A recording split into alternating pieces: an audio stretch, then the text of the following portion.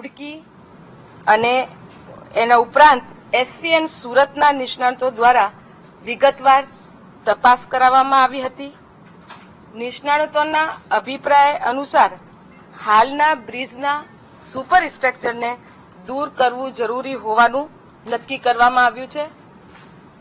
શહેરમાં વધતી ટ્રાફિકની માંગને ધ્યાનમાં રાખીને માત્ર રિસ્ટોરેશન સુધી સીમિત ન રહી હાલના બ્રિજની બંને બાજુ વધારાના નવા બ્રિજ બનાવવાની યોજના પણ તૈયાર કરવામાં આવી છે. આ સમગ્ર પ્રોજેક્ટ માટે અંદાજિત ખર્ચ ₹250 કરોડ રાખવામાં આવ્યો છે અને કામગીરી ઈપીસી મોડ હેઠળ અમલમાં મૂકવામાં આવશે. અને વધુ ટેકનિકલ માહિતી કમિશનર સર આપશે.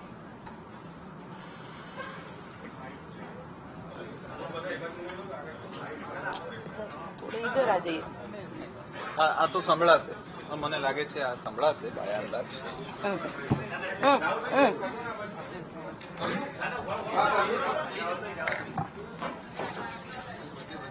સો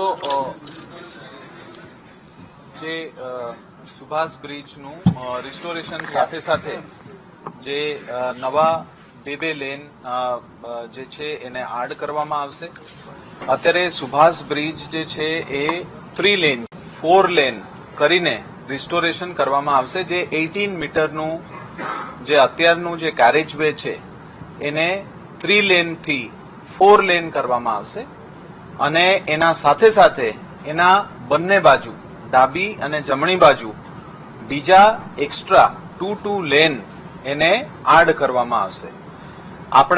આપણા પાસે આ એક ચેલેન્જ પડકાર તરીકે આવ્યા હતા.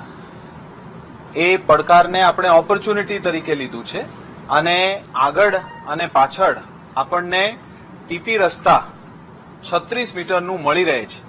એટલે એના આધારે આ બ્રિજ જે 18 મીટરનું હતું એને જે રીતે માનનીય મેયરશ્રીએ કીધું કે આગામી દિવસોમાં ઉપયોગિતા અને એ બ્રિજ ઉપર ભારણને ધ્યાનમાં રાખીને આપણે એ બ્રિજને અત્યારે 4+4 8 લેન બ્રિજ જે છે એ કરવામાં આવશે. અને એ જે પૂરેપૂરું બાબત છે એ ઈપીસી મોડલ ઉપર કરવામાં આવશે. આપણે આ બ્રિજમાં 4 ડિસેમ્બરે સેટલમેન્ટનું આપણા ઉપર જ્યારે ધ્યાને આવ્યા ત્યારે તરત જ બ્રિજને બંધ કરવામાં આવ્યા. લોકોના જાહેર સેફટીના હિતાર્થે આ છેલ્લા 20 દિવસથી સતત અલગ અલગ નિષ્ણાતો, એ ચાહે આઈઆઈટી રૂડકી હોય, એસવીએનઆઈટી હોય, અલગ અલગ સ્ટ્રક્ચરલ એક્સપર્ટ હોય, આ તમામ લોકોને સાથે લેવામાં આવ્યા હતા. આ એક કમિટી બનાવવામાં આવ્યા હતા. કમિટીના રિકમેન્ડેશનના આધારે આપણને એ જોવા મળ્યા કે એનું જે સબસ્ટ્રક્ચર છે એને હજુ સ્ટ્રેન્થનિંગ કરી આપણે સુપરસ્ટ્રક્ચર પૂરેપૂરું એને ચેન્જ કરીને એને રિસ્ટોરેશન કરી શકાય છે. એટલે આપણે રિસ્ટોરેશન તો કરીએ છીએ પણ એના સાથે સાથે આપણે 2 નવા લેન પણ બનાવીએ છીએ.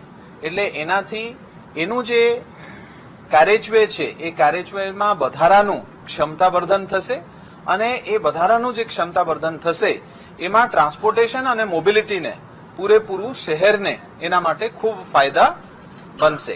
આગામી દિવસોમાં બરાજકમ બ્રિજ જે છે એ પણ બાજુમાં કાર્યાન્વિત છે. એનાથી પણ જે ક્ષમતાવર્ધન પૂરેપૂરું સાબરમતી નદી ઉપર એ પણ થશે. એટલે સંપૂર્ણ રીતે સુભાષ બ્રિજ જે છે એ છેલ્લા 52-53 વર્ષથી જે રીતે શહેરના સેવામાં આવ્યા એ રીતે આપણે આગામી દિવસોમાં ઝડપથી કામ થાય એના માટે આ જે રિસ્ટોરેશનનું કામગીરી છે આપણે 9 મહિનામાં પૂર્ણ કરવાનું આયોજન છે. અને જે નવા બ્રિજ છે જે બંને બાજુ 2 લેનનું હશે એ આગામી 2 વર્ષમાં પૂર્ણ થાય એ રીતે એને ફેઝિંગ કરવામાં આવ્યું છે. એટલે સંપૂર્ણ રીતે જે આપણું અત્યારે જૂના બ્રિજ છે એ જૂના બ્રિજના જે પિયર છે એને સ્ટ્રેન્થનિંગ કરવામાં આવશે, એને સ્કાવર પ્રોટેક્શન માટે સક્ષમ બનાવવામાં આવશે અને એના ઉપર સુપરસ્ટ્રક્ચરને રિસ્ટોર કરીને પૂરેપૂરું સુપરસ્ટ્રક્ચરને ડિમોલિશન કરીને રિસ્ટોર કરવામાં આવશે.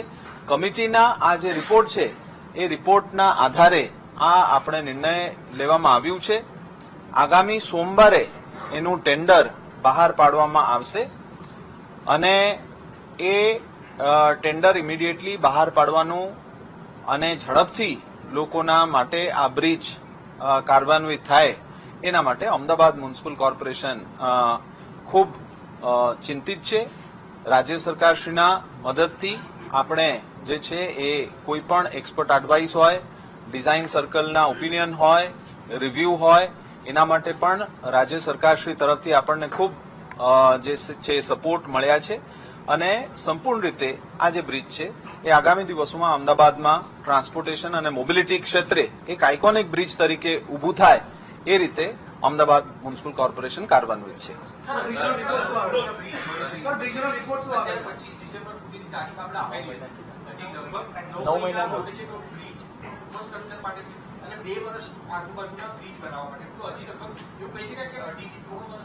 નો મહિના, કારણ કે રિસ્ટોરેશન તો 18 મીટરનું જે છે એ 4 લેન તો કાર્યાન્વિત થઈ જાય 9 મહિનામાં. સુપરસ્ટ્રક્ચરના જે સ્પાનની આપણે સુપરસ્ટ્રક્ચર છે એટલે તમામ જે 5 સ્પાન છે એ તમામ તોડી નાખવાના, ખાલી પિલર રહેશે અત્યારે હાલમાં. પિલર રહેશે અને નવા 9 મહિનામાં નવા બની જશે, તોડી અને 9 મહિનામાં નવા બની જશે. સુપરસ્ટ્રક્ચર અને સબસ્ટ્રક્ચર પણ એને સ્ટ્રેન્થનિંગ કરવામાં આવશે, નવા પિલર પણ બનાવવામાં આવશે.